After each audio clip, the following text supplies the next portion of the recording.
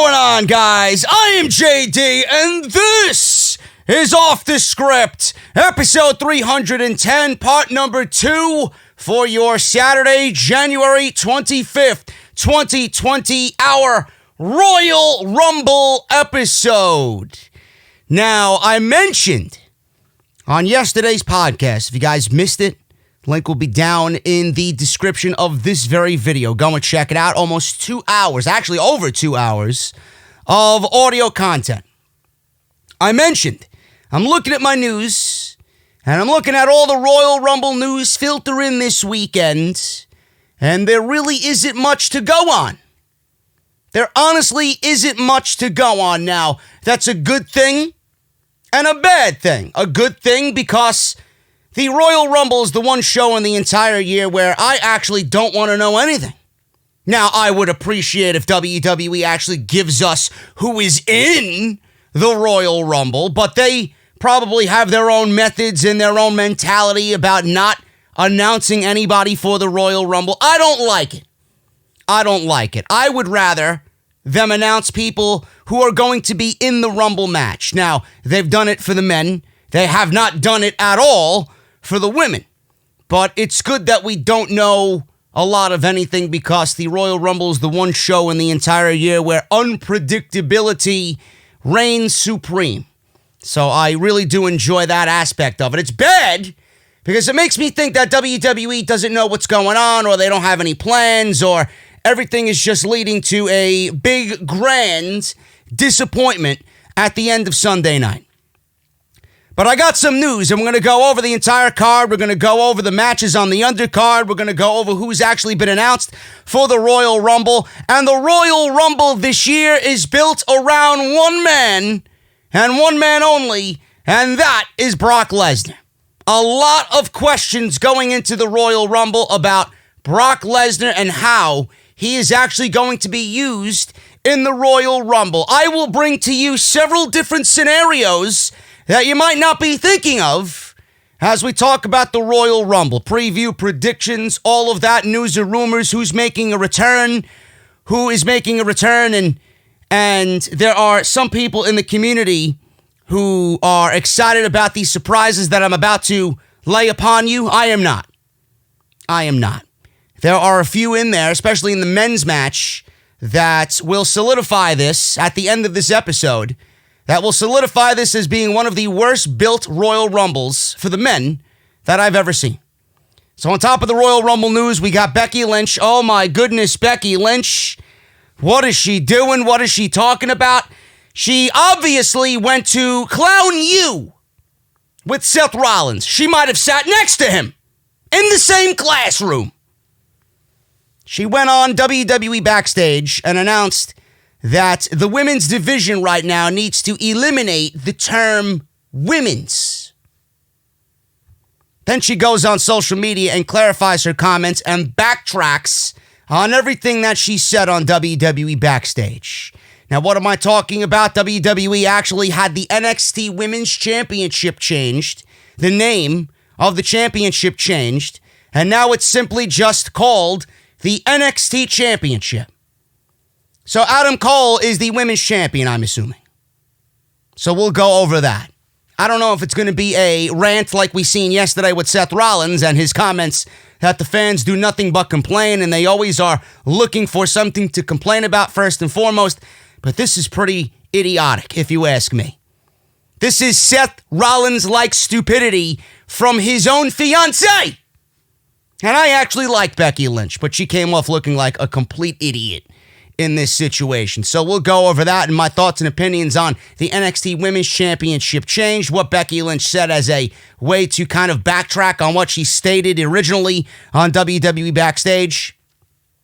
I'm glad I actually waited to talk about this story because on one hand, I wanted to believe it just based on the characters involved. On the other hand, I don't know who would act like this. I don't know what human being would act like this in a setting such as a funeral.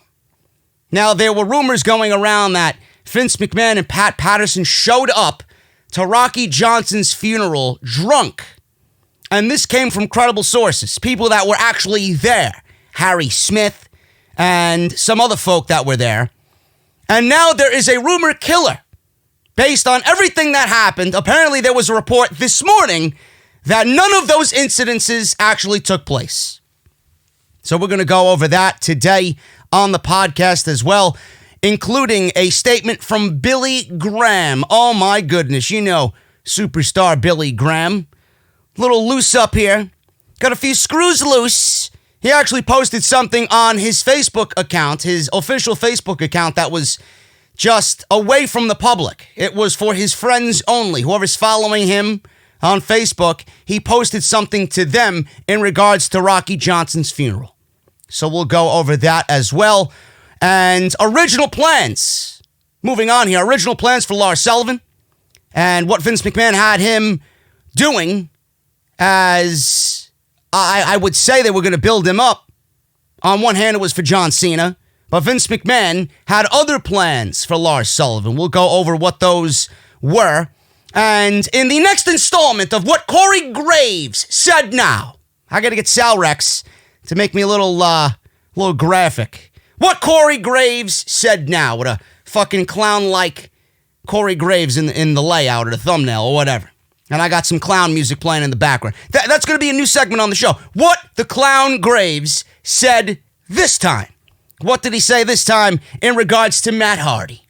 So we're going to go over that as well right here on the podcast. Again, I am JD. Thank you so much for joining me here on part 2 of the podcast. Follow me on social media at JDfromNY206. That is on Twitter and Instagram. Make sure you guys hit that thumbs up and the subscribe button if you guys want the best content in the pro wrestling community right here on YouTube. I would appreciate that very much. And if you guys missed anything that I've uploaded previously this week, including Raw, AEW, a live stream of the NXT review, SmackDown, and Off the Script Part 1 for this Royal Rumble weekend, everything you need is linked down below in the description of this very video. Let's get into the news, man. I want to start off with this Becky Lynch thing. I don't really understand why this was said. I don't understand why the actions that were taken were made in changing the NXT Women's Championship. But here we are. Here we are. Now, if you're a fan of Becky Lynch, so am I. So am I. I enjoy Becky Lynch's work for the most part. I do think that she is not as good as everybody says she is. I think that she is very mediocre in the ring, and that has become very apparent over the last couple of weeks. I do think that the women's division around her has been treated like shit, so it's not completely her fault. I think the WWE has absolutely neglected every aspect of the women's divisions on both Raw and SmackDown. They are absolutely god-awful divisions. I wouldn't even call them divisions at this point. I do not call a division of 4 women a division. And 2 of those women are your tag team champions. 2 of those women actually are your tag team champions, but could be considered singles wrestlers. But they really aren't used in that manner. Up until now recently, because Becky Lynch is going one-on-one with Asuka at the Royal Rumble. Regardless of my take on the women's divisions, you guys know that that is the case. Becky Lynch has called herself the man. Now, I don't know if this was the plan from the beginning on calling her the man, but she was feuding with Charlotte Flair at the time where she coined herself the man. And obviously the man is Ric Flair. The man, Ric Flair, is the father of Charlotte Flair. The man. So Becky Lynch, as a way to get under Charlotte's skin, called herself the man. Because that's what Charlotte's father used to call himself. Am I wrong? Am I wrong? I don't think I am. Otherwise, I'm not watching this correctly. But that's the reason why she called herself the man. It had nothing to do with gender-specific politics. Nothing. Now, apparently, she went on WWE Backstage and she referred to herself as the man because she doesn't believe in gender specifics. Okay. So she doesn't believe in gender specifics. And she doesn't think WWE should believe in gender specifics either. The women in WWE continue to quote unquote make history. I don't know in which way they are making history. In fact, they're actually kind of revoking history, as we see on Raw and SmackDown. Nothing about the women right now is history making at all. I don't know how you think that, why you think that. I don't know where this history is coming from. I'd love for you to tell me where the history of the women are coming from. The women are actually right now in one of the worst states that they've ever been in. Ever. And that's going to change, hopefully, soon with the addition of Shayna Baszler and the return of Ronda Rousey. I hope. I don't have any faith in WWE to do the right thing with the women. But Becky Lynch believes the time for making history is over, and it's actually time for full equality in WWE. Now, I don't get all of this about men and women being equal.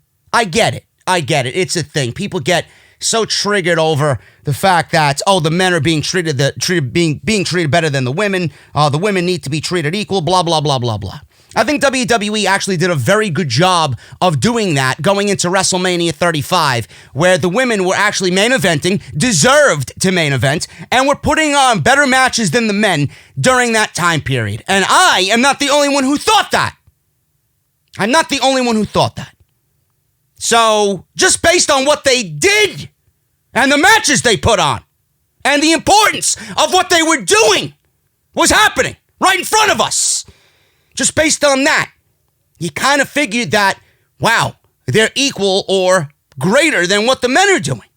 I didn't need you to tell me that. I have my own eyes. I could see that firsthand. I don't need you to tell me, we need gender specifics to go away and we need equality for everybody because the women deserve a chance. Fuck that.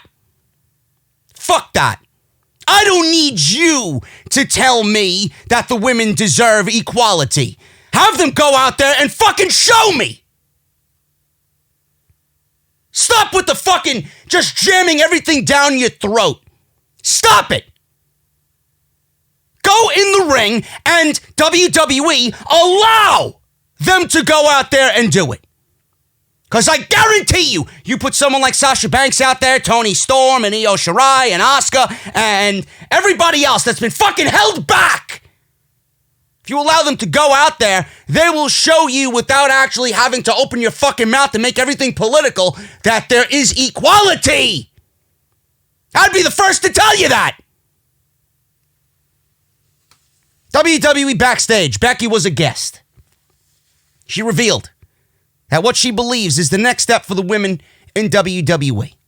This is what she says, and I quote, "The best thing for the women's division right now is that we eliminate the term women's. It's now starting to hold us back." I don't understand this logic. I really don't. I really don't understand this logic. The term women, the word women, the name of your division, the women's division, is holding you back? How is that holding you back? So you mean to tell me, you look me straight in the fucking face, and you tell me that the people writing your show are not holding the women's division back? The people who are in charge of the show that you're on and the show that Sasha Banks and Bayley are on, fucking Bruce Pritchard and everybody else, the fucking clown parade that's running that show over there, they're not holding women back?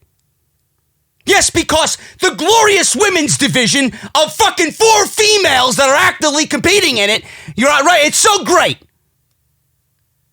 The 4 fucking women you have on that fucking show, in that division, competing on a weekly basis. That's a division? That's a glowing, just unbelievable division. A division that people can't wait to compete in, right? Yet it's the term women's division, or the fact that you have the word women associated with your division. It's holding you back. I never heard a bigger crock of shit in my entire life. That is absolutely fucking sickening to even contemplate. It's now starting to hold us back. We're now going, this is the women's segment. This is the women's thing. Why do we need that division? You need divisions to separate everything on the show. Because if there wasn't any divisions, there'd be no fucking importance in anything. It'd be a free-for-all. When I watch a wrestling show, I want a heavyweight. I want a secondary title division or mid-card, whatever you want to call it. Some people don't like the term mid-card. I'm using it here as an example. Secondary title, heavyweight title, tag team division, and a women's division. Women can't compete in the men's division, nor should they compete in the men's division. It's the women's division. What are you going to call it now? What are you going to call it now? And in some cases, you got a cruiserweight division or a six-way division or whatever the fuck you want to go and do for your promotion. You need divisions to bring importance to said show. I don't need fucking all this chaos and all this political garbage interfering with structural order. I don't think she gets that. What's the bad thing about calling it a women's division? What the fuck are you? What are you? We need people, we need characters, we need people looking for the main event spot. Yeah, in your women's division. We need people looking for the main event spot, not the top women's spot. The top spot. I'm sorry, Becky. I really am sorry. You, no matter how many times you want to convince yourself, you hold the top women's spot in the WWE. If anybody out there thinks that Becky Lynch holds the top spot in all of WWE, you may be the dumbest fucking motherfucker I have ever seen in my entire life. That will never, ever, ever, ever, ever happen for somebody like Becky Lynch. The only reason why she's even in the spot that she's in is because she's been neglected for 3 fucking years. Then all of a sudden, she gets her nose broken and she's the biggest fucking thing in the entire WWE. And that catapulted her into a match with Ronda Rousey at WrestleMania. You don't like the words that came out of my mouth? Fucking suck my cock. That is the absolute legit truth. If Becky Lynch didn't get her face broken, there would be no Becky Lynch talking about women's equality in the WWE. It'd be some other fucking female in the WWE. We wouldn't even be talking about women's equality, period. Period. There's no top spot for the women in WWE, nor will there ever be a top spot in the WWE for the women. Unless your name is Ronda Rousey. That is it. That's the only reason why WWE brought Ronda Rousey into the company in the first place. Because they, A, don't believe in any of their homegrown talent. B, they don't want or believe in getting somebody that was built from the bottom up to be the top spot, because WWE only cares about the mainstream look on how the mainstream looks at the company. And nobody's going to associate with Charlotte Flair. Nobody's going to associate with Sasha Banks. Nobody's going to associate with Bayley. Nobody's going to associate with Becky Lynch. That's not going to grab the headlines that WWE fucking wets their pants over. Ronda Rousey. And then you will be placed next to them because they feel like she's the top star and, oh, we have these other women too, so let's get these women next to Ronda Rousey in the billboards and on the posters and on the graphics, so then they could feed off Ronda Rousey just a little bit. Just a little bit. Like a consolation prize. All these women in WWE are second, third, fourth, fifth, and sixth wheels when it comes to the way WWE thinks. Yet they go on these shows and they think they're the biggest fucking superstars in the entire company. Let me tell you something, honey. You're not. You're not. And you will never be. Never. That includes you, Sasha, Charlotte, Bayley, and anybody else coming up from NXT. Rhea Ripley, Bianca Belair, Toni Storm, Io Shirai, Candice LeRae. Every single fucking one of them that we look at every single week and say, man, these women are fucking fantastic. I can't wait to see them grow and mature and blossom. And I can't wait to follow their career. It's not going to happen. It's not going to happen. Why? Because that's too pro wrestling. No women in this company will get top spot unless you're Ronda Rousey. And that's just based on where she came from. I'm sorry. What are people doing to be in the main event? To be on the covers of video games, the cereal boxes, whatever it is. Gender shouldn't be an issue at this point. We're past making history. We've made all the history. Yeah, and you're absolutely shitting on all the history that you made with what is going on right now on current TV. Sure, of course, there's always going to be more history to be made, and that's out of the equation now. Let's normalize it, she said. End quote. So WWE has seemingly taken the first step in dropping women's from its vocabulary by now referring to the NXT Women's Championship as simply the NXT Championship. Mauro Ranallo never made mention of the women's part of the championship when Rhea Ripley was on Wednesday's NXT. I wasn't paying that close of attention because Rhea Ripley wasn't even a part of the show, really, only in a little melee brawl with Bianca Belair to set up that match for TakeOver, and then Rhea Ripley and Toni Storm for their match on Saturday, tonight, at Worlds Collide for the NXT title. Or the NXT Women's title. I didn't even listen to that. But I did hear. Now, I'm not blaming Becky Lynch completely. I'm not. She was the catalyst in all this. She was actually the scapegoat. She was the sheep in this instance, in this story.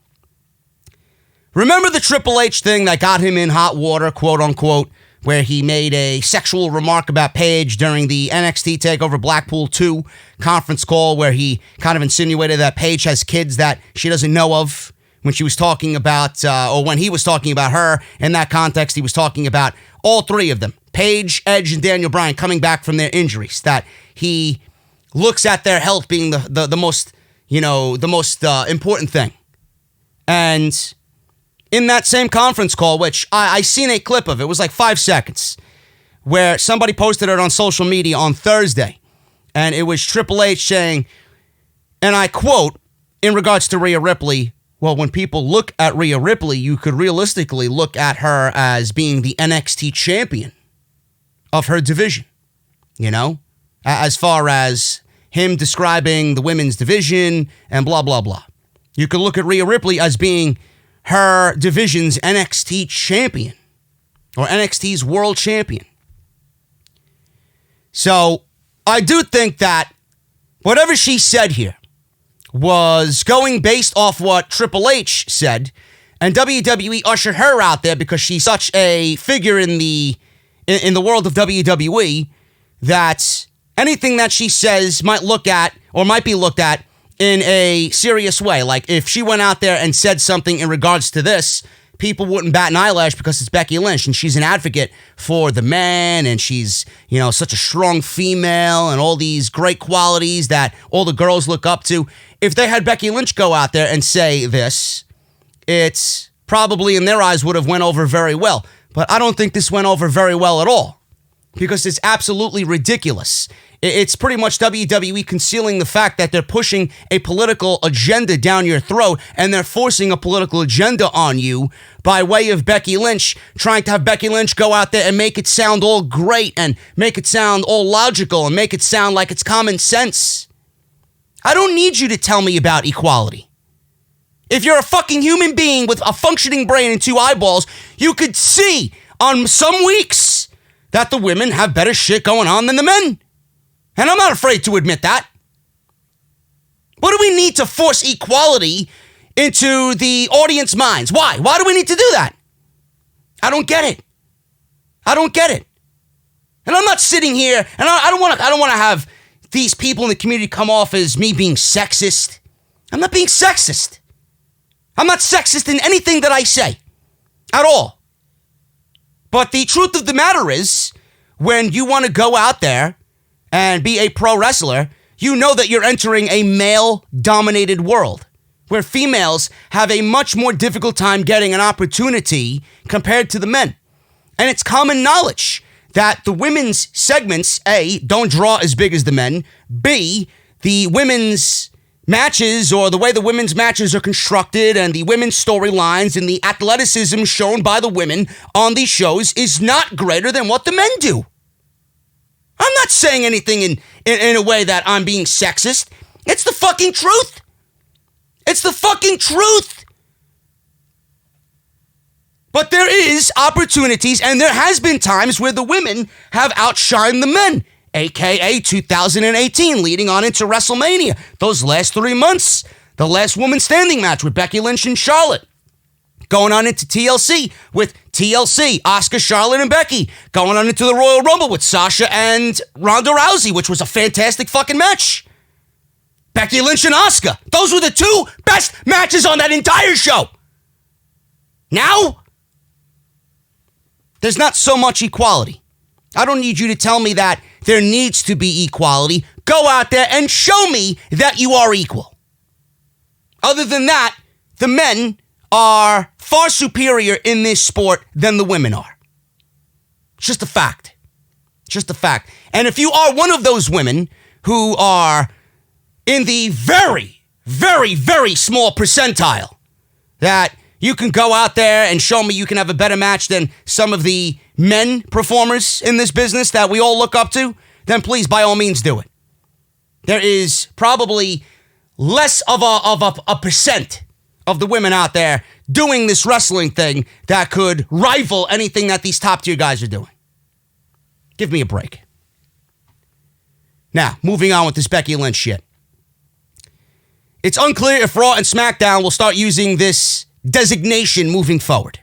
PW Insider is reporting that WWE is set to refer to the NXT Women's Championship as the NXT Championship. Triple H recently mentioned this in a media roundtable that fans will come to look at Adam Cole and Rhea Ripley as NXT's World Champions. So, it looks like they are eliminating the perception of divisions. I don't understand that. I don't really understand that. NXT should have Adam Cole's division, which is the heavyweight division, the world title division, the North American Championship division, and the women's division, and the tag team division, and the cruiserweight division. What is the bad thing? What is the neglect on divisions? I don't get it. I don't really get it. Now, it remains to be seen how people will react to this change, with both the men's and the women's titles having the same name. Rhea Ripley won the title from Shayna Baszler on December 18, 2019 on NXT TV. Becky Lynch then released a statement following her comments on WWE Backstage on the term women in wrestling. She says this, and I quote, "My comment about removing the word women from the conversation wasn't about renaming a division." Oh, really? You just said it. Let me go back and read what the fuck you said. The best thing for the women's division right now is to eliminate the term women's. Then she goes on and says, "My comment about removing the word women from the conversation wasn't about renaming a division." You said it in the opening fucking line. We need to eliminate the term women's. What are we going to call it? What are we going to call it? If you don't call it the women's division, what the fuck is it going to be? What is it going to be? It's so fucking stupid. It's simple logistics. It is fucking stupid. It was about beginning to rethink it. I don't need to rethink anything. You're a female and you wrestle for the Monday Night Raw women's division. If you want to move up to the heavyweight division and challenge Brock Lesnar for the fucking WWE title, then by all means, then you can show me how fucking equal you are. I wasn't advocating for any changed title names or anything else, like I'd have the power, but simply an equal volume of opportunities that are based on skill and not gender. You could still be female and show me that you are the best thing on that fucking show, on that fucking night. I don't need you to eliminate the term women for you to show me that. This is what people don't understand. This is what I'm trying to get across to you. How could you show me skill and equality in a division that is non-existent? All of this is coming from frustration because the women's divisions are fucking garbage. Fix them, and then we wouldn't have this problem. Make it a division, and we wouldn't be here talking about gender equality. You want to test your skills so badly because there's no one to test your skills with in your current state. Term women can limit openings because phrases like there's already a women's match on the show is still in wrestling's historical DNA.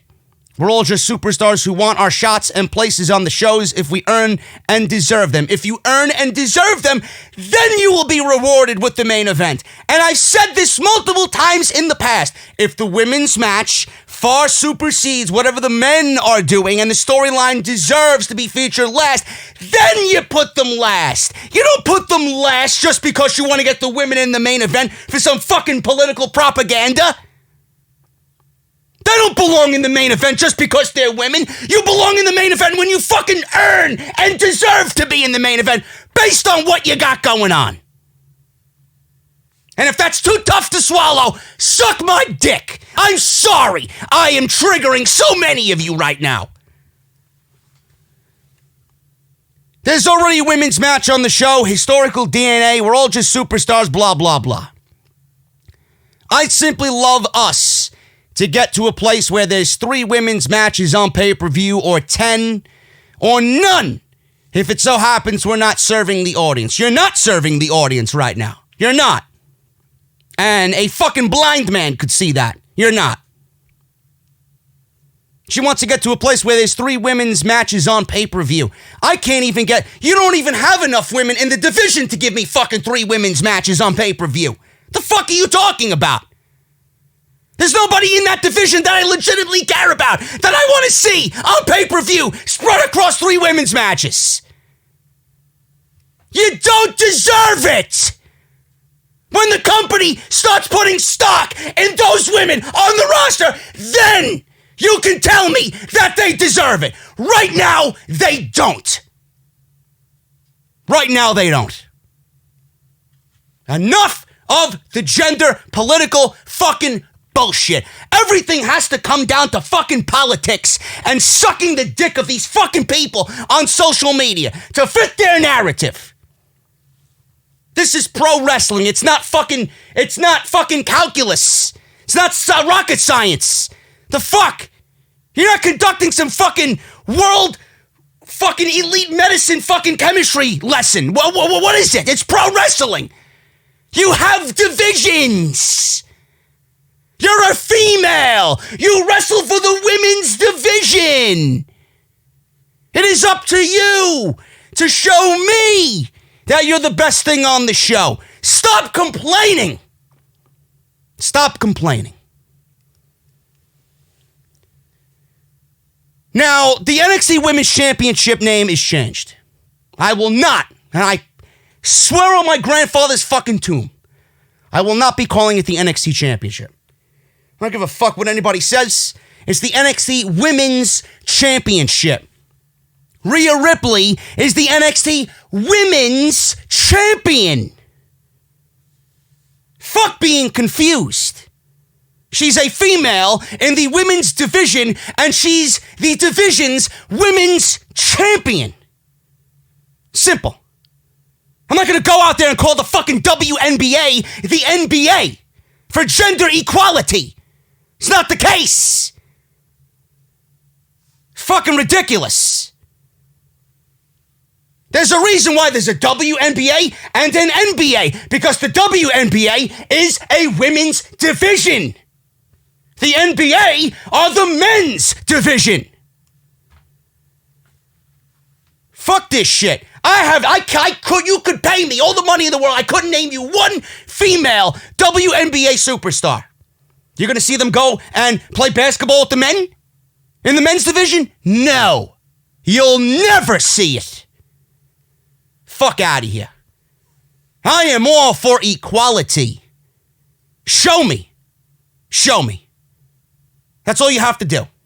I don't need you to tell me that you want it, or you earned it, or you deserve it. Show me. Show me. This is the dumbest fucking thing. We're only in January. And this story is already one of the dumbest things in pro wrestling all year. Talk about dumb stories. Harry Smith. He claims Vince McMahon and Pat Patterson were acting unusual at Rocky Johnson's funeral.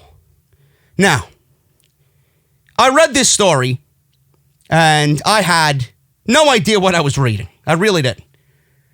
Now, The Rock confirmed on Tuesday that his father, Rocky Johnson, was being laid to rest in a private ceremony in Tampa, Florida. The former WWE Tag Team Champion passed away last Wednesday at the age of 75. And you know what? I just came to another conclusion. I don't know why. This is ridiculous. The women's thing is such a ridiculous fucking story. And I'm sorry to cut this story off, because this is equally fucking ridiculous. She wants to eliminate the term women's, right? Well, what does that do? What does that do for all the work that Sasha and Bayley and Paige and Emma and all those women did to try and bring all the work that Becky tried to do? She was a part of that group. All the work Charlotte tried to do. Were you working to bring us a women's revolution? Or an evolution of women's wrestling? So by you eliminating the term women's from all of this shit because you want gender equality, it makes it seem like they are ready, willing, and just fucking waiting to jump at the fucking dime to eliminate all of that history. Because we're not women anymore. We're superstars. Or we're equal to the men.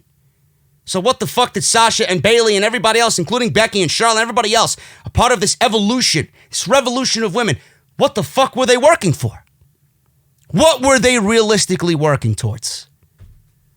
What a dumb fucking story. Nobody can tell me that this isn't the fucking dumbest thing that they have read or heard of all year. Absolutely ridiculous. Anyway, moving on. Rock being laid to rest. His father, Tampa, 75 years old, he passed away. Now, there have been rumors on strange behavior from Vince McMahon and WWE Hall of Famer Pat Patterson at the funeral. The rumors began after WWE Hall of Famer superstar Billy Graham made a Facebook post earlier this week detailing the alleged behavior. The post is only set to friends only on Graham's personal Facebook page, but I am going to read to you what this says right now. Graham noted that the funeral was invitation only with around 100 people in attendance. This is what superstar Billy Graham said on his Facebook page. I don't know who got it. I seen it on Twitter. So this is what it said. And I quote, "Funeral for Rocky Johnson today. The funeral service for Rocky Johnson was held today in Tampa, North Tampa, Florida. My mother-in-law is friends with Rocky's wife as they would sit together at the bi-monthly wrestling reunion held in Tampa. My wife's mom told Valerie that there were two low points to the service, which was by invitation only, about 100 people attending. One was by Vince, who got up to speak and said the following, and I quote, Rocky did one good thing in his life. He married Atta and had some kids. Then he did his Vince McMahon strut and walked off the platform and sat down, and that was it. Classless asshole. Then Pat Patterson was asked to speak and said some very nice things about working with Rocky in San Francisco. Some of those matches were with me as Patterson's tag team partner against the High Chief, Peter Maivia, and Rocky. Then, out of nowhere, Patterson goes into this rant and called Rocky Johnson laying dead in his casket right below him, a motherfucker, and started this vulgar rant about how worthless Rocky was, and a bunch of guys had to drag Patterson off the church platform and sit him down. So disgustingly disrespectful, it's beyond words. Patterson, who just turned 81, must be losing his mind literally, only in pro wrestling, folks. Very sad to hear about all of this, and I actually feel a bit ill over this bizarre behavior. Signed, superstar Billy Graham. Sounded legit to me. Sounded like it was chock full of information there. So there was another report from Harry Smith and Hannibal TV. Harry told Hannibal TV that he could confirm some of the allegations as people have been asking him what happened. Hannibal repeated a message from Smith that read as follows, and I quote, "I think Vince and Pat were both really strange, or they were really drunk, or they were a bit of both, probably. Pat's microphone got cut off because he was talking so long at the funeral. Pat's final ending line was, you know, last night I was drunk and I was drinking water or what I thought was in the sink, and then the toilet seat fell on my head." Vince said, "Rocky Johnson was a great wrestler, but the greatest thing he ever did was marry Atta, and Atta had some kids." Then Vince walked out of the building. Vince strutted on like he was cutting a promo. He looked like he had really shrunk in size, too. Vince and Pat were both completely out to lunch, and I thought they were drunk, but I spoke to Pat, and maybe he's just going senile. Now, Hannibal noted that Smith isn't the first person that said Patterson may be going senile, and it was said that Pat Patterson's memory isn't all that good these days. Hannibal spoke to Al Rosen, who spoke at the funeral, and was Johnson's best friend. Rosen told Hannibal that nobody from the Johnson family was offended by Vince's behavior, and the family was not offended by Vince's speech at all. Hannibal said it sounds like Vince did do his strut, but Vince is somewhat always in character mode, and then just told a joke. So it was also noted that Billy Graham's allegations cannot be confirmed, and the Johnson family reportedly was not offended by Vince's behavior. So that was the first report. Then I woke up today, and I seen this news story, and it said, rumor killer on the Rocky Johnson wedding. So after what I just read to you, all these strange reports coming out, Johnson's best friend, Al Rosen, then cleared up any speculation in an interview with Hannibal. So let me go back and say and read what he said to Hannibal the first time around. Vince spoke at the funeral. They were not offended by Vince's behavior, and the family was not offended by Vince's speech at all. Vince did do his strut, according to the report, and Vince is always somewhat in character mode. That's what Al Rosen told Hannibal. So then, he speaks to Hannibal again in a follow-up and says this, and I quote, "Vince was short, but he was direct. He said probably what Rocky would have wanted someone to say about him. He was a talented, gifted worker, and the best thing that he did, which he admitted to me hundreds of times, was marrying Atta and having a baby named Dwayne. He often spoke of his other two kids. He would say, I want to be remembered as a father, as a husband, as a friend, and a worker." Did Pat use church language? Like if you and I were talking and I said, God damn it, you wouldn't think anything of it. He said, Rocky did this, God damn it, and yeah, we did that shit. But you know the preacher and the assistant preacher, people saying that he got pulled off the stage. Now, that's how stories get started. They turned the mic off. The guy sitting behind them turned the mic off, and Pat said another sentence and walked off. No motherfuckers or anything. He was never disrespectful. He simply said, God damn. I don't know who to believe here. Could I see both of... Actually, you know, for all the shit that I want to give Vince McMahon, I want to say that I can't see him doing that at a funeral, of all places. Being in character like that, that's a douchey fucking asshole move. Seriously. Especially for The Rock's father, who just passed away, and you're there paying your respects to him. Now, I don't really look at the comment he said, or that it's reported that he said, you know, marrying Atta was the best thing that he ever did, and having a baby named Dwayne. I don't see that as a bad thing at all. Look at where The Rock is now. Look at The Rock. He's the biggest movie star in Hollywood. He's the biggest name in all of entertainment. There's nothing wrong with saying that. Nothing. I don't find that to be bad at all. Now, could he have elaborated on his fucking accolades in the pro wrestling business? Yes, he could have. But honestly, nothing that he did professionally, personally, was greater than what he did with his family. He married Atta, and he had Dwayne Johnson. Dwayne Johnson was his son. That is his greatest fucking accolade in life. There's nothing wrong with that. There's nothing wrong with that. How many fathers are out there listening to me? No matter what you do professionally, family life is always going to take a precedent over everything in your life. Number one, how many of you families out there, fathers who have a family, a son or a daughter, are listening to me now, and no matter what you do, you could be a fucking low-end fucking chef, or a cook at McDonald's, chef at McDonald's, cook at McDonald's, you could be working fucking as a janitor, making fucking pennies, but if you got a son or a daughter, it's the greatest thing in your life. That's the greatest thing that you will be remembered for.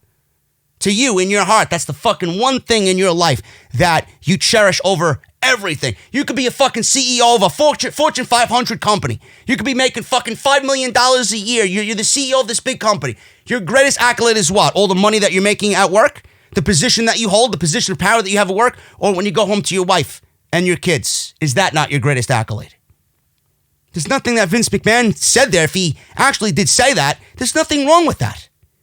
Him strutting off, I mean, if he said nothing disrespectful and Vince wanted to be fucking lighthearted and he wanted to joke around and, bring some comedy and some funniness to what is usually a very down atmosphere, I can't really sit here and go against Vince McMahon in that. Now, if they went up on stage and said motherfucker this and motherfucker that, this is a fucking funeral for your friend. I would not want my friends saying motherfucker this and motherfucker that, while they're looking at me laying out in a fucking casket. Come on. I don't know who to believe here. I really don't. It seems like there's conflicting stories. I don't know why Harry Smith would go and tell Hannibal TV something and then Al Rosen goes and tells Hannibal TV something else. Was Harry Smith just looking for fucking attention here? I don't get it. It seems like this whole thing is just a fucking comedy act. Just go pay your respects to Rocky Johnson and what he did. Go show respect to the Rock's family and just go about your day. Remember him. Honor him. I don't get what the big deal is. Why does everything got to be a fucking spectacle with these people? I don't even know who to believe. What do you guys think about that? I don't know. Let's move on. Let's go into something a little bit more important. Lars Sullivan. Original plans for Lars Sullivan for his main roster career completely died for known reasons, which I will not discuss here. Lars Sullivan has had anything but the dream start to his WWE main roster career, being fined $100,000 for homophobic and racist comments made on a forum several years ago, having a panic attack ahead of his debut, getting injured for a year, and then having his history of starring in adult videos leaked online is not the ideal start that he envisioned. Following his injury in June, initial reports suggested he would be back in the ring at some point in early 2020, but it seems that we are looking at several more Lars-free months, and I'm sure that makes everybody happy. Lars Sullivan is completely dead as a WWE performer, in my honest opinion. The latest reports are that his rehab isn't going well at all. It's not going to plan, and that it might be June or July 2020 before we start seeing Lars Sullivan on TV again. According to Sean Ross Sapp and Fightful Select, Lars Sullivan appeared in homosexual adult videos, and that very well may have changed the way Vince McMahon looks at Lars Sullivan going forward. And the way his main roster career started may well have had major implications on his WWE tenure as well. Fightful Select reports that Vince's initial plans were to build Lars up to face Brock Lesnar in 2019. For obvious reasons, this plan had to be scrapped. He says, and I quote, "This is a guy that Vince McMahon wanted ready for Brock Lesnar last year." There has been very little news on Lars since his adult video history was revealed. And it will be very interesting to see what type of booking and what type of fan reaction he gets when he finally does return. Lars Sullivan's career is over. I want you guys to be well aware of that. I'm sure you are not really itching to see Lars Sullivan on TV. I do not really care at this point. I was a fan of what he did in NXT. I was One of those people that had high hopes for him on the main roster. Then story after story after story after story came out, mixed with bad, and I mean terrible, WWE creative. I really do mean that. The way that they introduced him was fucking god-awful. Mixed with that, on top of everything else, this guy, his career is over. Nobody will take him seriously. And he's going to have to do a lot, and I mean a lot, of rebuilding from the ground up, coming back from that injury, coming back from all of this that happened online to fucking find some fan reaction and all this. I don't think it's going to happen. I don't think it's going to happen. With this report, could I see Lesnar and Sullivan? Yes, because Lesnar, if you guys remembered, when Sullivan was training at the Performance Center, Lesnar actually flew out personally to go train with Lars Sullivan because he was the one guy Lesnar seen in Sullivan. Sullivan was the one guy that Lesnar looked at and legitimately wanted to work because he seen something in him. Ex-football player. And Lesnar, if Lesnar has his eye on you or you catch Lesnar's eye, I mean, that's a big fucking compliment. That's a big compliment. But after that, NXT run, it was good. They booked him legitimately. He got called up, ruined. Then all this shit happened, one after the other. It's over. It's over. Lars Sullivan will never, ever, ever be respected. He will never find success in the main roster after everything that happened. And I don't think anybody is wanting to see him on TV, period. His wrestling career might be over. And if anything is going to happen with Lars Sullivan, I would not bring him to the main roster. I'd send him right back down to NXT. I would have never even called him up to begin with. I said it right then and there. I do think that this is too soon. It's too soon to be calling this guy up. Why? I don't know. But it sucks, man. As soon as you hit that high point, if anybody, is out there finding success, there's always going to be several groups of people that are waiting to fucking cut you down, man. That sucks. That sucks. People are so fucking cold-hearted, man. Half of the fucking population doesn't even deserve the fucking clean air to breathe, to be quite honest with you. I don't have any clown-like music. Maybe I'll do something post-edit here. Corey Graves. What did Corey Graves say now? Corey Graves says WWE needs Matt Hardy in creative. Matt Hardy could be on his way out of WWE by March 1st. Goodbye. He shall be deleted. His contract will be deleted from all of space and time. Corey Graves saw it all go down and now has advice for the company he works for. Yes, because Corey Graves has advice for the WWE, advice that they're going to really listen to him on. Yeah, right. Bro, you're a color commentator. Stick to what you do. Stay in your lane.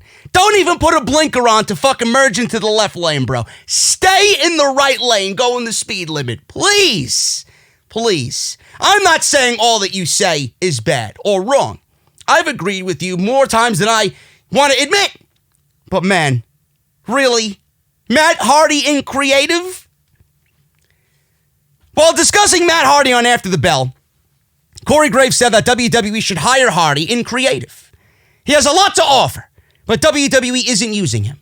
Graves also hinted that he hears the complaining in the locker room and he obviously sees Matt Hardy's side of things. Says, and I quote, "I also want to know why someone as creatively gifted as Matt Hardy isn't asked or invited to contribute in a creative role. I don't know that he's been vocal about that anywhere, but in the television locker room where we sit and complain about life, but I think Matt Hardy would be a great addition to the creative end of things here in WWE. We've seen what he's capable of on his own outside of WWE and within, and I mean the guy's resume speaks for itself. It's not like you're hiring some guy off the street who went to theater school. This is Matt freaking Hardy, one half of the greatest tag teams of all time.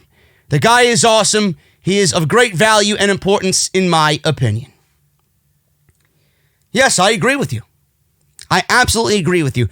But does Corey Graves realize the people that he works for?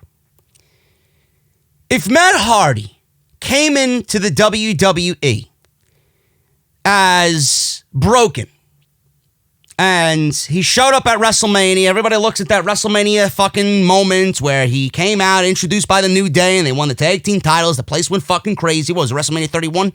Place went crazy. One of the biggest WrestleMania moments of all time. And they opted to go with that version of Matt and not the version of Matt that was the hottest thing in all pro wrestling at the time. They opted to go with that and then eliminated that from their potential plans and then tried and, spin their own version on it with Bray Wyatt and the Woken shit. If they didn't allow him to use that shit to its full potential in WWE, what makes you think that they would listen to him as far as a creative aspect in the WWE? They wouldn't even let this guy use his creativity on his own fucking character to get the character in the WWE as hot as it was on the indies. They're going to listen to this guy on a creative idea for WWE television? Do you realize who the fuck you work for?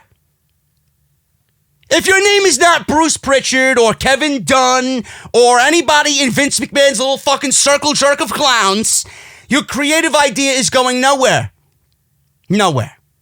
Vince McMahon is the end-all be-all. Graves speaks as if Vince McMahon's not around. Oh, we need Matt Hardy and creative. If this was a WWE without Vince McMahon, then yes, Matt Hardy could absolutely join the creative team.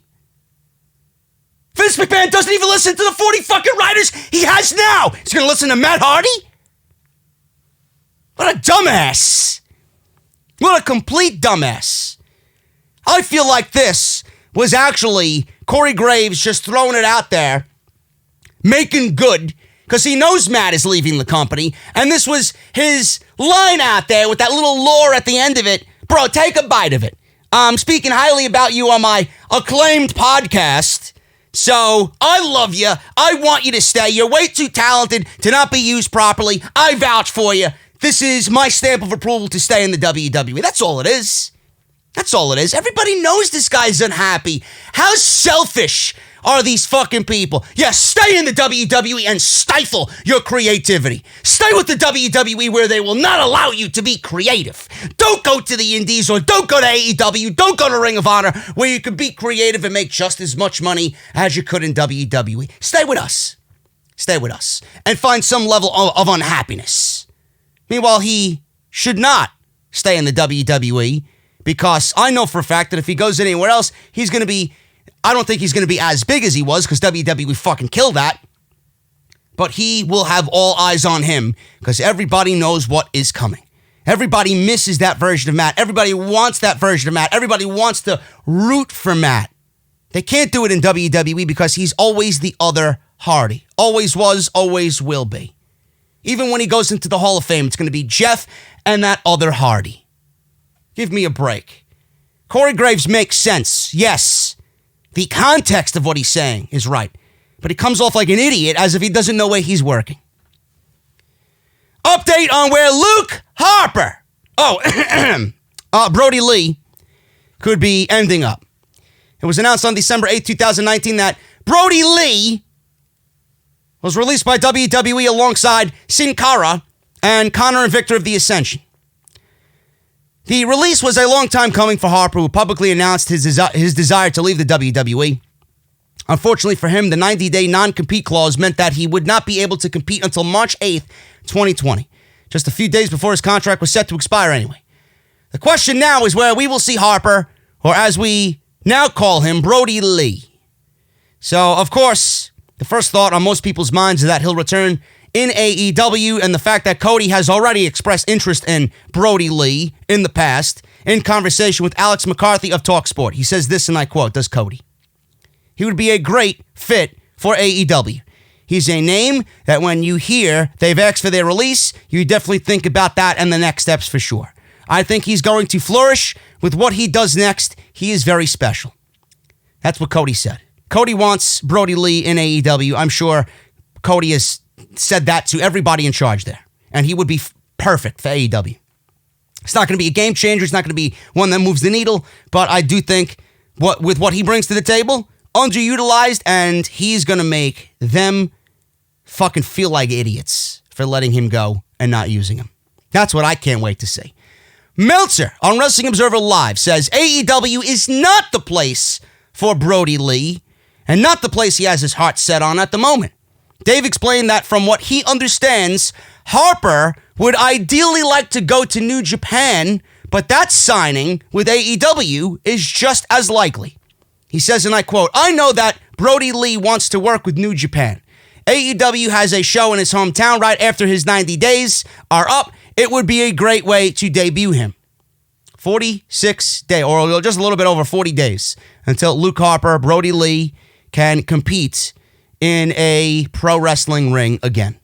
You know, I don't know if he is going to get that type of contract. If he does go to AEW, get that Moxley-like contract where he is allowed to work AEW and allowed to work New Japan. If AEW wants him that badly, then they will do that.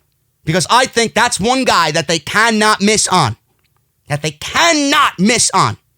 Do not let that one slip through your fingers. If Killer Kross is going to end up in WWE, I do not allow Luke Harper to slip through the cracks at all. Same thing with Brian Cage. Brian Cage came out on Instagram and said, "I'm not signing with anybody. I got a biceps tear. I'm going to heal this thing up first.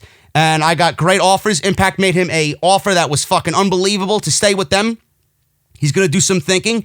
And he says, hopefully those offers are still on the table when he heals up. And he says, I'm a machine. You know, this is like a 6-month thing. Could be longer, but knowing who I am, I'm going to be back in half that time." So he said that he's not signed with anybody yet. Now, he could have thrown feelers out there to AEW. AEW could realistically want him. He could be playing everybody and saying, listen, I'm not with anybody now. I got to get better. That's all I have to worry about. And then you'll see me, when you see me. But they cannot pass on Luke Harper or Brody Lee. They can't pass on him. I hope to see him in AEW. And if they really want him, if Cody really wants him and he's really high on him, then they will give him that leeway to go and work New Japan. Because they did it with Moxley. Jericho's got it. Omega's got it if he wants. Do it. Do it.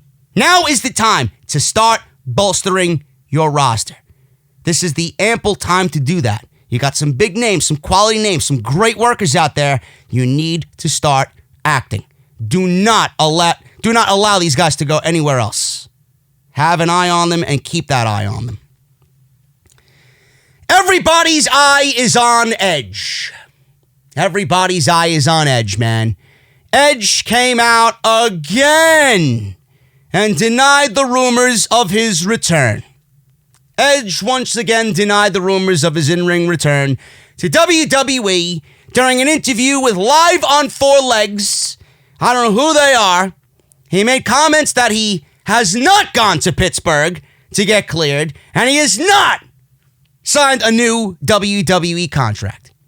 These are his comments, courtesy of Wrestling Inc., who kindly transcribed this for everybody to read on their website. He says, and I quote, "It's kind of funny, to be honest.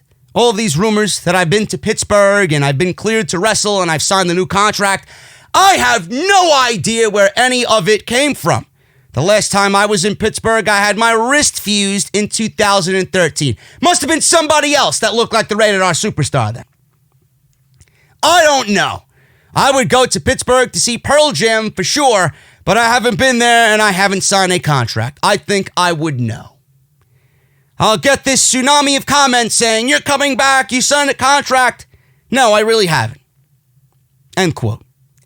Edge has not competed in a WWE ring since his retirement in 2011. He was forced into retirement due to developing spinal stenosis.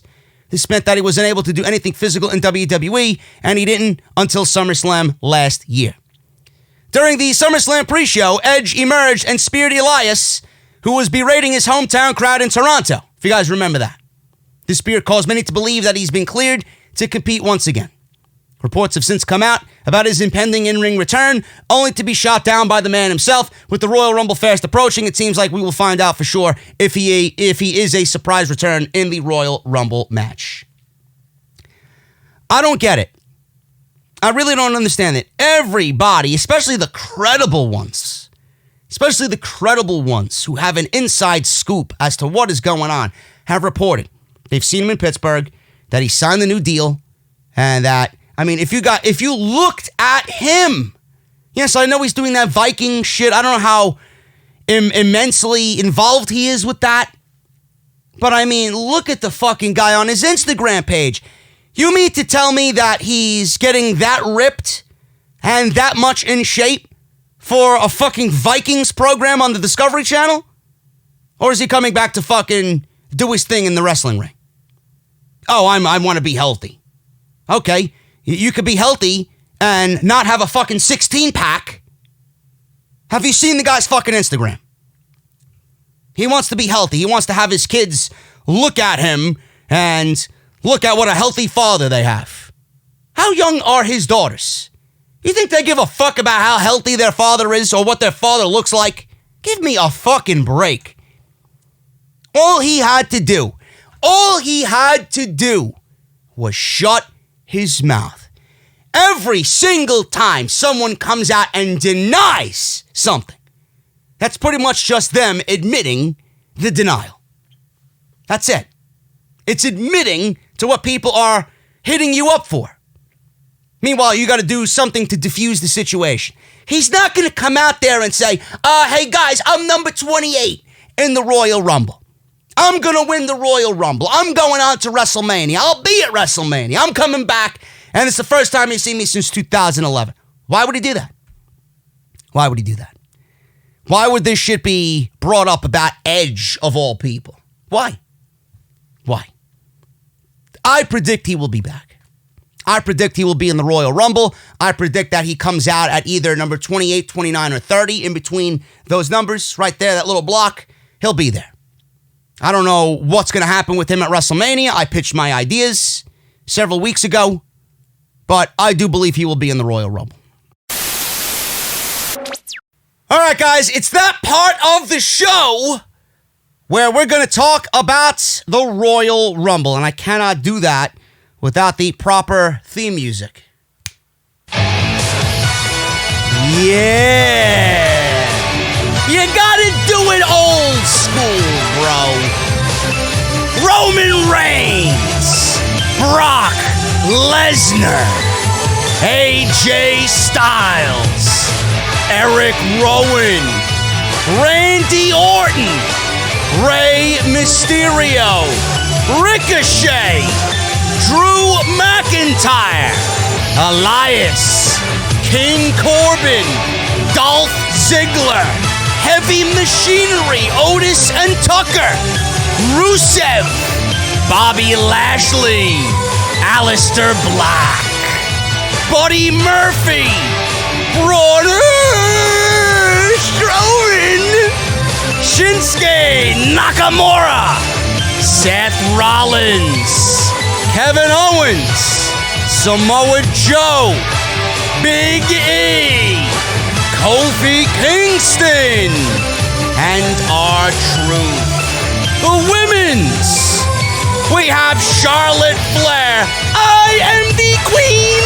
I shall eliminate 29 other females. Alexa Bliss, Nikki Cross, Sarah Logan, and Natalya. Folks, this is the worst Royal Rumble build I have ever seen, man. That is fucking awful, dude. That is absolutely awful. I don't know what to think. I really don't. Now, that's 25 men. That's 25. I'm going to get on my microphone. I'm spitting all of them on my microphone. It's 25 men. 25 men in the Royal Rumble and 5 women for their Royal Rumble. Now, correct me if I'm wrong. Isn't the Royal Rumble supposed to be full of surprises? If we are to go off based on what we know, and we will fill in the blanks here as we go along and we move along on the show. I remember. I wish I don't. I wish I had one of them Will Smith thingamajiggies and I could fucking have my memory wiped away. Correct me if I'm wrong. Didn't Cain Velasquez officially enter the Royal Rumble? He went on some random interview and said, I will be there. I will be in the Royal Rumble, blah, blah, blah. 26. Didn't Kane come out on SmackDown and didn't he do his thing and claim that, oh, this is the most favorite time of the year where I could eliminate, eviscerate, and take souls and go on to immortality, or whatever the fuck he went on to say, right?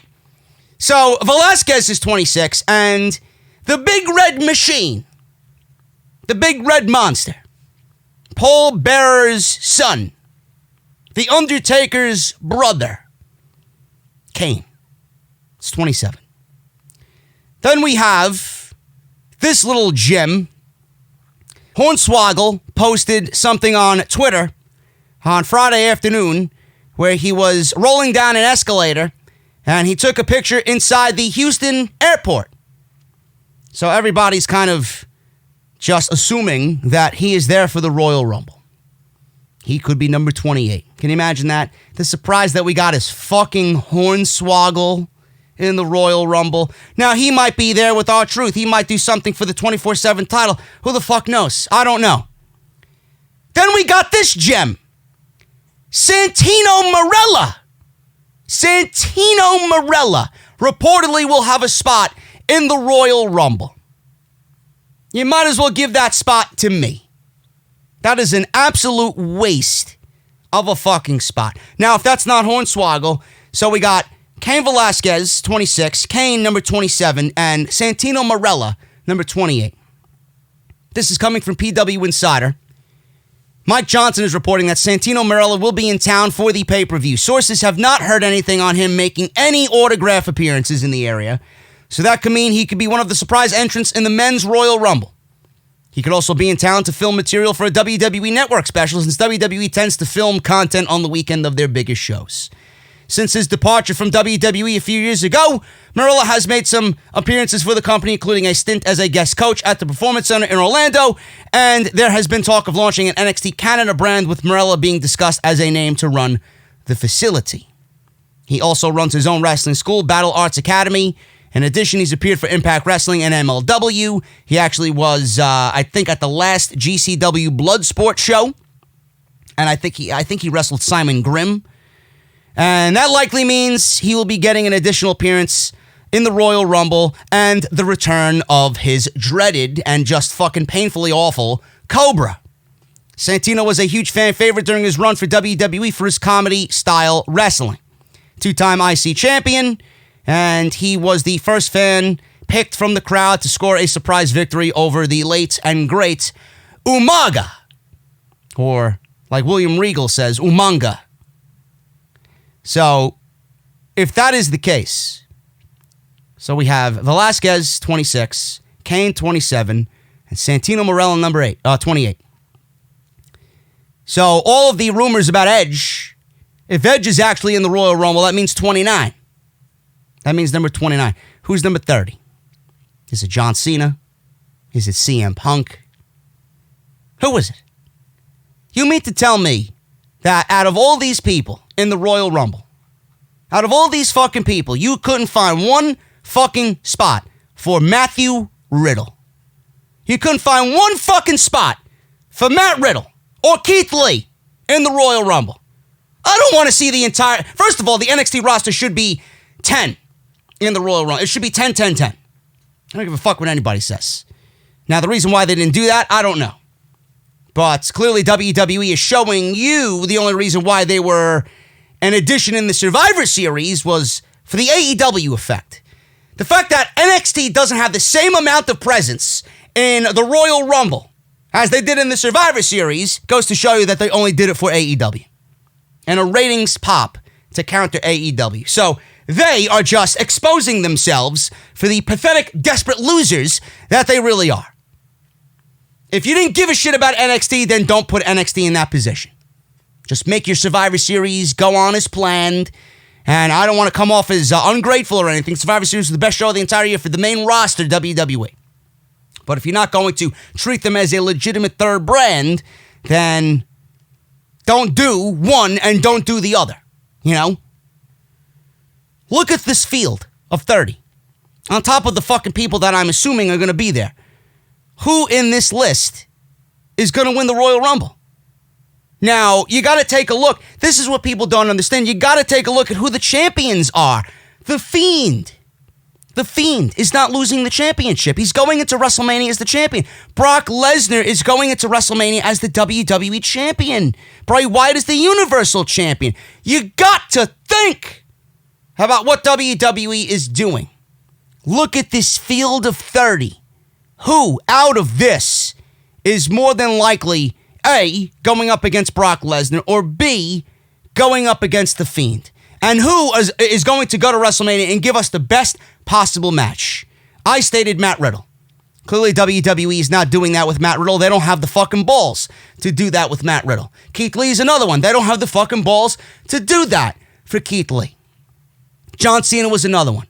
John Cena comes out at number 30 and wins the Royal Rumble. A, I'd be happy. B, I'd love to drink the tears of everybody that's going to be fucking crying on Sunday night. Could be Drew McIntyre. There's nobody in this match that I want to see go up against Brock Lesnar. Cena's not even official. We don't know if he's going to be there or not. Edge, I don't have any care in the world to see Edge die in a ring against Brock Lesnar. And Matt Riddle is not going to be in the Royal Rumble based on what I'm seeing here in the logistics of it. And these 5 remaining spots, more than likely not going to any NXT talent. Roman Reigns? I'd rather drink fucking bleach from underneath the bathroom sink. Brock Lesnar winning the Royal Rumble himself? That's not going to happen. The entire premise of this Royal Rumble is to find Brock Lesnar's opponent. Whether he eliminates Lesnar in the Rumble or wins the Rumble match altogether. Which we'll talk about in a second. AJ Styles? I could see AJ winning the Royal Rumble, but AJ has taken such a back seat in WWE since signing his new deal, which is what he wanted. I can't see it. I could see it. I wouldn't mind if we get another match with those two, but it's not happening. It's not happening. AJ Styles is a possibility against Brock Lesnar. That is a match that I've always wanted to see another match of because their first match was fucking phenomenal. Eric Rowan's not winning the Royal Rumble. Randy Orton, I do not want to see, A, Randy Orton versus Bray Wyatt, because that was one of the worst WrestleMania matches when it happened at WrestleMania 31. So, no thank you. And I do not want to see Randy Orton get his revenge on Brock Lesnar for what happened all those SummerSlams ago. I do not want to see that. Painfully boring. And I do think that Randy Orton is going to be mixed in with AJ and the OC, and that's where Edge is going to find himself at WrestleMania as well, if the rumors are true. Rey Mysterio? I do not think Rey Mysterio is winning the Royal Rumble. Rey Mysterio and Lesnar, we got it at Survivor Series. There's absolutely no reason why we need to see it again. Ricochet? Yes, I want to see a 160-pound Ricochet go up against Brock Lesnar at WrestleMania after the show of embarrassment we've seen on Monday Night Raw. Nobody gives a shit. Ricochet is absolutely ice cold right now, colder than a fucking tray of ice cubes in your refrigerator. The guy ain't winning anything. And if he eliminates Brock Lesnar in the Royal Rumble, my God, what a fucking terrible decision that would be. Ricochet needs to be built from the ground up. There's no way anybody's going to take him and believe in anything he says or look at him and believe he is a main event worthy opponent for Brock Lesnar at WrestleMania. I'm sorry. He should be going for the United States Championship and a match with Andrade at WrestleMania. Elias, give me a break. Brock Lesnar's going to take those guitar strings and wrap them around his fucking throat. King Corbin, where's the bleach? Hand me a double. Dolph Ziggler, no. This is something that I want to make a notation on. I hate it. I hate it when WWE has fucking tag teams in the Royal Rumble. And I know, I haven't seen this discussed by anybody else. I fucking hate it when WWE has tag teams in the Royal Rumble. There is absolutely no reason to believe Otis, Tucker, Akam, Razor, Scott, Dawson, and Dash Wilder, there's no reason to have them in the Royal Rumble because they are never a believable option of winning.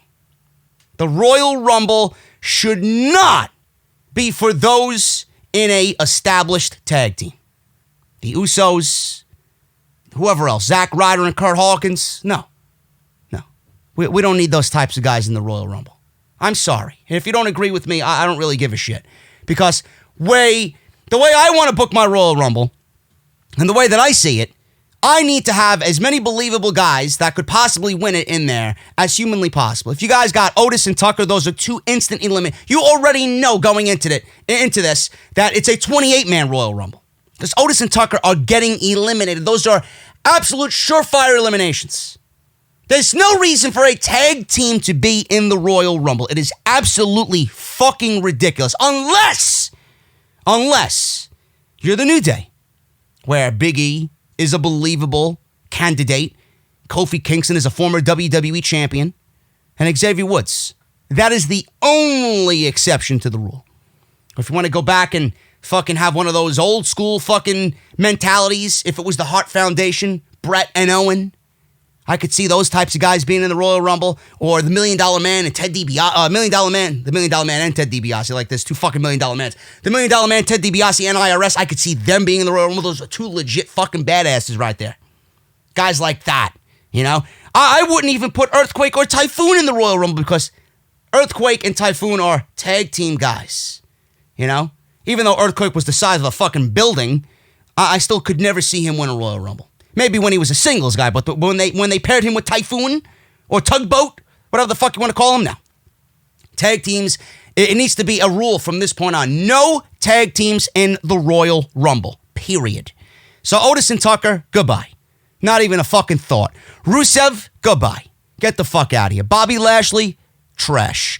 Aleister Black is another guy that is in this thing who legitimately could win. Aleister Black and Brock Lesnar is a believable match at WrestleMania. Is he at that point yet? No. Could they get him to that point? Yes. Would I do it? No. If he wins the Royal Rumble, I'm not going to mind it at all. Because this is the match for a guy like Aleister Black to go in there and showcase to everybody what the fuck he can do.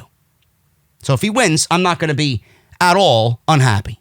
Buddy Murphy, he ain't winning. Braun Strowman, he's a loser. Shinsuke Nakamura, he's a loser. Seth Rollins, no. We've been through this already. Rollins and Lesnar, Rollins and Wyatt, not happening. I don't know who's going to eliminate him. It'll probably end up being Samoa Joe. Kevin Owens, I can't see Owens winning it. He hasn't been positioned in that way, so just by that alone, it's not believable. And Owens versus either Wyatt or Lesnar, I'll pass. Joe and Lesnar, I could believe in. They had history. They've had a match already. Joe is a believable guy, but they're not going to take him out of the current storyline. They're not going to take him out of the current storyline. So, Joe ain't winning it either. Big E ain't winning it. Kofi Kingston should not win it, no matter how many fucking wrestle geeks out there are wanting Kofi Kingston to get his revenge on Brock Lesnar at WrestleMania. Listen, motherfucker, Kofi had one WrestleMania moment. 2 is now overkill. Kofi Kingston does not need to win the WWE title back at WrestleMania. We've seen that. And by the way, he's a SmackDown guy. I'm sorry. Kofi Kingston had his moments. Leave it in fucking New York. WrestleMania 35. We don't need any more Kofi Kingston title reigns because the first one didn't really light shit on fire to begin with. R-Truth? Forget about it. 24/7 champion at WrestleMania? Give me a fucking break. I got a better chance of having a fucking foursome with Io Shirai, Toni Storm, and Bianca Belair. Fuck out of here. Anyway, moving on. Now we got the 5 spots. Edge. I do think Edge is going to be there. He ain't winning. I don't know what the fuck he's going to do in the Royal Rumble, but he ain't winning it. John Cena, I could absolutely see it happening. I could absolutely see Vince going to his tried and true winning the Royal Rumble. Cain Velasquez, this is the one thing I'm afraid of. If WWE absolutely wants to fucking tarnish WrestleMania for 2020 and make WrestleMania 36 the most embarrassing fucking event that you could possibly watch on pay-per-view, then you book Cain Velasquez versus Brock Lesnar for the WWE Championship. Cain Velasquez shouldn't even be in the Royal Rumble. He shouldn't even be in the WWE. Cain Velasquez should never be the one to fight for the WWE Championship. And I don't want to see Brock Lesnar versus Cain Velasquez after what we've seen. I can't erase it from our memories. We don't want to see Brock Lesnar versus Cain Velasquez after the 2-minute embarrassment that Cain Velasquez went and did in Saudi Arabia. Awful. Unless this guy is a different fucking human being from the last time we seen him, which I highly doubt, I want nothing to do with this guy. He looks terribly out of shape. He is someone that doesn't bring name value at all. If he did, the ratings would reflect it. The viewership would reflect that. The fucking retention on YouTube, they would reflect that. Nobody gave a shit about Brock Lesnar. The fans didn't care. The fans didn't care. Drew McIntyre. WWE needs to strike now. If it ain't Cena, if it isn't Drew or Matt Riddle or Keith Lee, they need to strike now with Drew McIntyre. Simple. It's simple fucking economics here. Drew McIntyre is the only other guy in this Royal Rumble. And I know what you're thinking. You're probably thinking, well, you forgot about Roman Reigns. Well, I don't want Roman Reigns to win the Royal Rumble, even though I'm pretty sure he's going to win the Royal Rumble. This is what I'm afraid of. Roman Reigns winning the Royal Rumble and challenging The Fiend at WrestleMania for the WWE Championship. Now, who wants to see that? Nobody wants to see that. That's just inevitability. Nobody wants that. Drew McIntyre is the surefire match. A, it's new. A, it's fresh. Right? B, it gives Lesnar a legit guy at WrestleMania and someone that he could work with. C, it brings Drew McIntyre up a notch to get him in front of the audience eyes, standing toe-to-toe with Brock Lesnar. The promo work alone between him and Heyman would be fucking TV gold. Now, I said this about Matt Riddle, I said this about Keith Lee, but again, WWE doesn't have the balls to do that. With Drew McIntyre, they certainly can do that. Will they do it? Probably not. Probably not. Which also raises my other question. If McIntyre doesn't win the Royal Rumble, what the fuck does he do at WrestleMania? What does he do at WrestleMania? He's one of those guys that legitimately right now has nothing to do at WrestleMania. Now, you could do this. You could do the OC. If McIntyre, I could absolutely see this happening. If McIntyre does not win the Royal Rumble, what does he do at WrestleMania? This back and forth between Randy Orton seems like he has the respect of Randy Orton, then he doesn't have the respect of Randy Orton. They're friends, they're enemies, they're fucking frenemies. Whatever's going on here. I could see Orton. I could see McIntyre. I could see Edge versus the OC. Styles, Gallows, and Anderson in an epic six-man tag at WrestleMania. If McIntyre doesn't win the Royal Rumble, I could see him fitting into that and then kind of continuing on with Randy Orton after WrestleMania. But if McIntyre doesn't win it, if Cena is not in the Royal Rumble and he doesn't win it, if Matt Riddle isn't an option to win the Royal Rumble, that leaves us with one person and one person only. Aleister Black, I don't think WWE's going to do that. WWE's probably going to put him in that Seth Rollins fucking fiasco with Owens and Joe and probably add Mysterio to that as well. He's probably going to get added to that shit.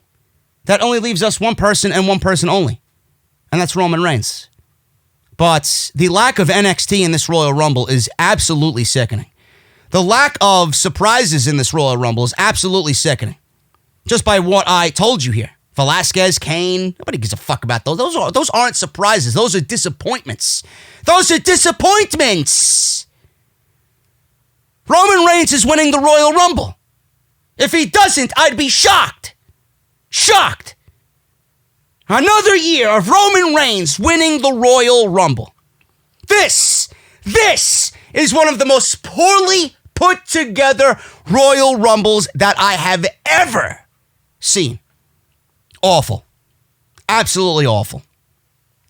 The women's only have 5 women announced. Charlotte, Bliss, Nikki Cross, Sarah Logan, and Natalya. Natalya is not winning the Royal Rumble. Sarah Logan, she wasn't even announced or confirmed by WWE themselves. She announced it on her own Twitter account.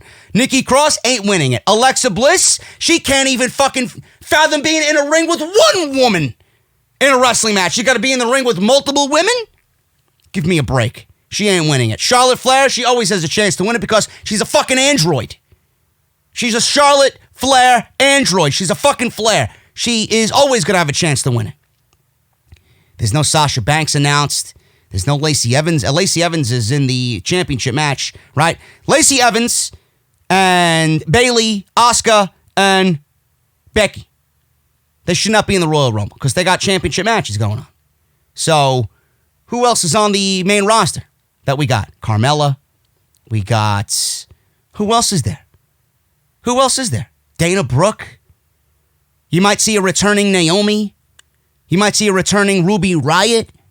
You might see a returning Nia Jax. God forbid. She'll be there. I guarantee you she'll be there. You know, NXT talent, I could see a Bianca Belair. I could see a Candice LeRae. I could see them just using some fucking nobodies like a Aaliyah or a fucking whoever else from the PC that don't really need to be anywhere, just used as meat, just to throw over the top rope. You know, we could have a Rhea Ripley in there. WWE has more opportunities in the Women's Royal Rumble to actually build some legitimate, credible fucking superstars for their future because the field is so wide open. You know, anybody could look dominant in there. But in the end, I think everybody's going with Shayna Baszler. Everybody is going with Shayna Baszler. But I'm going to throw something else at you. I'm going to throw something else at you that people really aren't thinking about. What if Shayna is not in the Royal Rumble? What if WWE is thinking, oh, well, look, all these fucking idiots in the community are thinking and picking Shayna Baszler. It's too easy. And if we give them Shayna Baszler, then everybody's going to be right. We don't like anybody to be right. We want everybody to be wrong. What if Sasha Banks wins the Royal Rumble? What if Bayley beats Lacey Evans, which I hope so. What if Bayley beats Lacey Evans and continues to beat Lacey Evans and continues to be the SmackDown Women's Champion? And Sasha Banks wins the Royal Rumble. Wouldn't you want to see Sasha Banks versus Bayley? Wouldn't you want to see that at WrestleMania? Because I don't know if you guys are looking at the SmackDown Women's Division, if you're thinking ahead to WrestleMania, because that's all I do is I think ahead. What is a WrestleMania match on the SmackDown brand that is worthy of WrestleMania? Nothing. Nothing but Sasha Banks and Bayley. And that would make, I would think, Bayley turn back to being a babyface and Sasha staying heel. I would much rather Sasha stay heel than Bayley. I would rather Bayley go back to being babyface. I think in that instance, Sasha being a bully to Bayley, her best friend, would actually get Bayley to be more over than she ever was as a babyface. I think Sasha needs to continue being a heel. And then Bayley goes back to the fucking old style. Go back to being, the old hairstyle with the bun, with the ponytail, hugs, get the Bayley buddies back for WrestleMania. Nobody's thinking about that scenario. Everybody's immediately going with Shayna Baszler. WWE still has the Elimination Chamber coming up. What if WWE decides to put Shayna Baszler in a cage, being that she is a former MMA fighter? And that's her element. And everybody is in that Elimination Chamber, which, to me, is a lot more of a prominent thing for Shayna to come out and win. You know, winning the Royal Rumble, everybody's going with Shayna Baszler to win the Royal Rumble, but if you're in the Elimination Chamber with Kairi Sane, Asuka, Charlotte, and whoever else they want to fucking put in there, don't you think Shayna Baszler in a cage, winning the Elimination Chamber in a cage to get a shot at Becky Lynch at WrestleMania is a more viable option? How many people want to see Sasha Banks win the Royal Rumble? I think that would be fucking fantastic. Nobody's thinking about that, though. Just throwing that out there. I don't think anybody came up with that idea. Now, I'm not saying that it's going to happen, but you got to think in the way WWE thinks. Everybody is picking Shayna. Shayna's not even announced. Nobody's announced. Sasha's not even announced. So why are you all going with Shayna and not going with Sasha? You don't think Sasha wants to win the Royal Rumble? You don't think Sasha wants to add Royal Rumble winner to her resume? Why do we automatically have to give it to Shayna Baszler when there is obviously another route for Shayna to get to WrestleMania? Same thing with the men. Same thing with the men. I pose these questions to you as far as the men go. You know, does Brock Lesnar get eliminated early, or does he last till the end? Is he the last guy in the ring and gets eliminated, and whoever eliminates him wins? Or does he get eliminated early? Now, if he gets eliminated early, he's probably going to have an opponent in the person who eliminates him. That's the whole basis of this fucking Royal Rumble, to find Brock Lesnar's WrestleMania opponent, right? If Brock Lesnar is eliminated by someone in the Rumble match? Does it come early or does it come late? If it's one of the two, I'm going to have it be early. Now, another question on top of that. If the person who eliminates Brock Lesnar, right? If he eliminates Brock Lesnar, does that guy get eliminated? Because you already found Brock Lesnar's opponent because he eliminated Brock Lesnar before. Does he get eliminated? And do WWE go about giving the Royal Rumble to a SmackDown guy? Who's it going to go to in that case? It's going to go to Roman Reigns. WWE is in quite the pickle here. What are they going to do? Now, the guy who eliminates Brock Lesnar could go on to win the Royal Rumble, but that would obviously prove the entire Royal Rumble to be worthless because you already found Brock Lesnar's opponent in the guy who eliminated him. Then you're going to have that guy who eliminated him go on to win the Royal Rumble only to challenge Brock Lesnar anyway? How the fuck does that make any sense? You could book it in a very tumultuous manner. Lesnar could be eliminated. He could get back in there and fucking take this guy's head off and eliminate him and dump him over the top rope. When has WWE ever shied away from having someone eliminated, go back into the ring and throw him over the top rope to be eliminated? It's the fucking Royal Rumble. You know how many times we've seen that? You got your WrestleMania match right there. So why would the guy who eliminated Lesnar need to go on to win the Royal Rumble? It would completely wipe away the entire fucking premise for the Royal Rumble. But it would also make the Royal Rumble that much more predictable because at that point, whoever eliminates Lesnar has to be a Raw guy. If that Raw guy goes on to win the Royal Rumble, it's a waste of a Royal Rumble. If Lesnar eliminates this guy himself or he gets eliminated, then that leaves SmackDown to win the Royal Rumble. And we all know who's on SmackDown. What does WWE do? Or is this too confusing for you? These are the things I think about when you're at work. These are the things I think about when I'm sitting here playing my PS4 or my non-existent PS4. I was on fucking Link's Awakening on the Nintendo Switch last night till 4 o'clock in the fucking morning. These are the things I think about. Who eliminates, and at that point, again, another question, who eliminates the guy who eliminated Lesnar? Does it happen early? I would rather have it happen early. Now, it could be Cena. This could all be wiped away by John Cena winning the Royal Rumble. I challenge Brock Lesnar.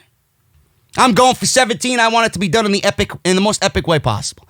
CM Punk. I'm going to challenge Brock Lesnar because fuck Paul Heyman. All right? Or it could be Roman Reigns. I'm going to go one-on-one with The Fiend because I'm on SmackDown. Fox won't allow me to go to Raw, so I got nobody but The Fiend. And then we get to rant, bitch, and complain about him giving The Fiend the first loss of his career or his new run. These are the things I think about. So take those little nuggets of information and talk amongst yourselves and let me know what you guys think about that. Before we get on to the rest of the news here, guys, quickly, I got to shout out my sponsor, Tavour. You guys are going to need cold beverages for the Royal Rumble, I'm assuming, right? I know I have my beers in the refrigerator chilled already. I got my beers on ice, and I got my beers from Tavour. Over 7,000 plus beers on Tavour's app. A new beer added every single day. 100% of the community is independent. Over 650 different breweries. Like I said, with the new beer added every single day. The app is free. Download the app on your iPhone or Android devices. Free app. You pick your beers. They get to know your flavor profile. They have so many different choices to choose from. So you can't go wrong with anything. If you like some sours, if you like some ales, if you like some stouts, if you like some fruits, they got everything for you guys. Every fucking beer imaginable they got on Tavour. If you guys want to spend over $25 on Tavour, you guys can get $10 off. That's an incredible deal.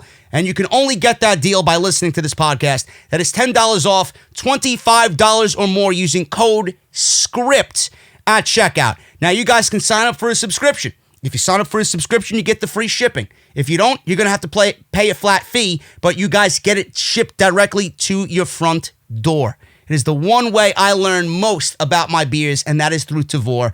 Link, if you guys want to sign up, is down below in the description. Go and check it out. Type in Tavour on Google Play or iTunes or your app store. It's free. Download it. It's a great way to share in the magic of craft beer, because I know I'm going to need some after watching Roman Reigns win the fucking Royal Rumble. The rest of the card is as follows.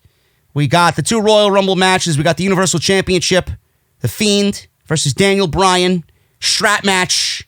I'm going with The Fiend. There's no way The Fiend is not walking into WrestleMania as the WWE Universal Champion. What does Daniel Bryan do going into WrestleMania? I don't know. They could continue The Fiend storyline and add Roman Reigns. We get a triple threat match. I don't know. If Daniel Bryan is out of this thing, I don't know what he does as far as the Intercontinental that's another thing I want to talk about. The Universal Championship. Now, Sheamus could beat the monster among losers, Braun Strowman. And I think Strowman, at some point between now and WrestleMania, is going to beat Nakamura. I do think that Sheamus is going to win the championship eventually, and he stated as such that he wants the IC title. If he wins the IC title, I could see Daniel Bryan challenging Sheamus for the Intercontinental Championship and maybe not have it go fucking 17 seconds. So I could see that happening. Other than that, I don't know what else you're going to do with Daniel Bryan at WrestleMania. It's either Sheamus for the IC title, or you get a triple threat match with The Fiend and Roman Reigns. I'd like to see Bryan versus Reigns, period. I think they'd have a great match. And that's a WrestleMania caliber match. But I honestly think that if Bryan is not in the championship run, he has nothing to do. And you need Bryan in a top-tier role at WrestleMania. I'm going with Bray Wyatt. There's no other way about it.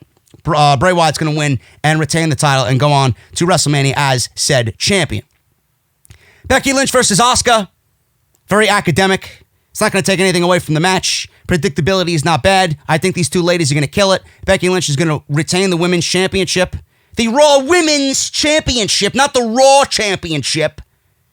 The Raw Women's Championship. Becky's going to win. I think it's going to be a great match. Bayley versus Lacey Evans. I'm going with Bayley. Lacey Evans does not belong anywhere near a Women's Championship. Plain and simple. Bayley's going to win, and I'm going with Sasha to win the Royal Rumble. Just because everybody, all these wrestle geeks out there, are going with Shayna Baszler, I'm going with Sasha Banks to win the Royal Rumble. That's just me. So I'm going with Bayley to win, and we get Bayley versus Sasha Banks at WrestleMania because it's the only fucking match coming out of SmackDown. And if your mentality is to book WrestleMania in the best way possible, then that's what you do. Bayley versus Sasha Banks at WrestleMania with Bayley beating Lacey Evans. Roman Reigns versus Baron Corbin. Falls count anywhere. I could see something like this happening. I could see King Corbin winning this one and Roman Reigns winning the Royal Rumble as a way for Vince McMahon to say, ha ha ha ha, you thought that Roman Reigns wasn't winning the Royal Rumble. But King Corbin's going to do whatever he's got to do to beat Roman Reigns, and then Roman Reigns is going to take a beating in the Falls Count Anywhere match and come back and win the Royal Rumble. And then dog food, who cares? You know what I'll be doing during this match? Not watching it. That's what I'm going to have to watch because I got to take fucking notes for you cretins out there wanting the review afterwards. I don't give a shit. Plain and simple, I don't give a shit about this. Honestly, this should be it. Roman Reigns should win this, and then they should both move on. But then what does either guy do in the aftermath going into WrestleMania? Seriously. King Corbin could win this thing. Roman Reigns could go on to win the Royal Rumble. They could develop another fucking riffraff over that, and then dog food can get involved. You know? Has anybody thought about that? What are either of these guys going to do after WrestleMania? They're going to be tied at the hip going into WrestleMania before they break Roman Reigns away to go challenge Bray Wyatt. So you got to think about that as well. Does Corbin win and Roman wins the Royal Rumble? Or does Roman win this and win the Royal Rumble? I don't know. I'm going with Baron Corbin to win this. Because I just don't think that these guys have anything else but each other to do after WrestleMania. Andrade versus Humberto Carrillo. I'm going with Andrade. There's absolutely fucking no way that Humberto Carrillo should be United States champion. If they want to kill the championship, then give it to Humberto. And then Chad Gable versus Sheamus. I'm going with Sheamus. Sucks to be Mr. Gable on Sunday night. Sheamus' first match back. He's obviously getting a win. Now, I'm assuming that's the pre-show match, and I hope that's the only pre-show match. And maybe we'll get some fucking Royal Rumble previews, who's in the Royal Rumble, and all this nonsense. But I got to tell you, man, I'm not excited about the Royal Rumble whatsoever. I'm not. I just don't know. And I honestly don't think the WWE knows what's going on either. I really don't. They're leaving room for surprises, like I said. Ruby Riott, Nia Jax are going to be surprises. Naomi should be there. Shayna Baszler is the favorite. She should be there. on top of all those women that I announced. Those are going to be some of the surprises in Houston. So that is what's going on right now. Word is that people see a lot of money in Shayna Baszler. There is a source in WWE on Shayna Baszler that said, I'm interested to see where they go with her. She at least has a legit threatening look and style. There is money in Shayna. So we have to see what's going on and what Vince McMahon wants to do. I said, give the Royal Rumble to Sasha, get that match with Bayley at WrestleMania. Shayna can find other means in the Elimination Chamber. There's still ways for her to get to Becky Lynch, not named the Royal Rumble. I want to end with this. I really want to end with this because I found this to be hilarious and I had to put this in here. Rey Mysterio is in the Royal Rumble, and Rey Mysterio held the record.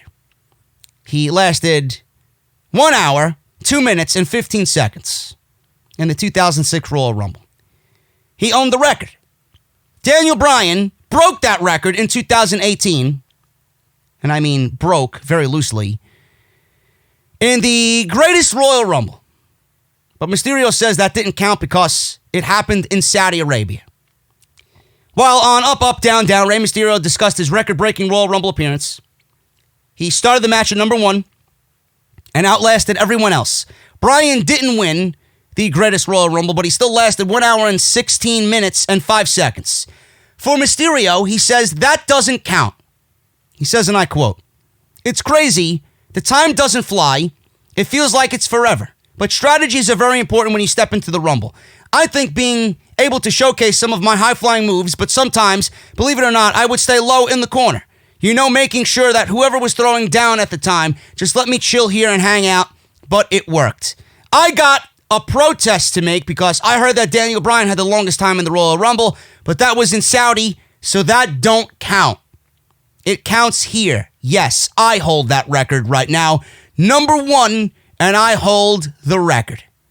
Now, WWE still touts Daniel Bryan as the record for the longest single Royal Rumble match, but I'm telling you right here and right now that Saudi Rumble doesn't count. It doesn't count.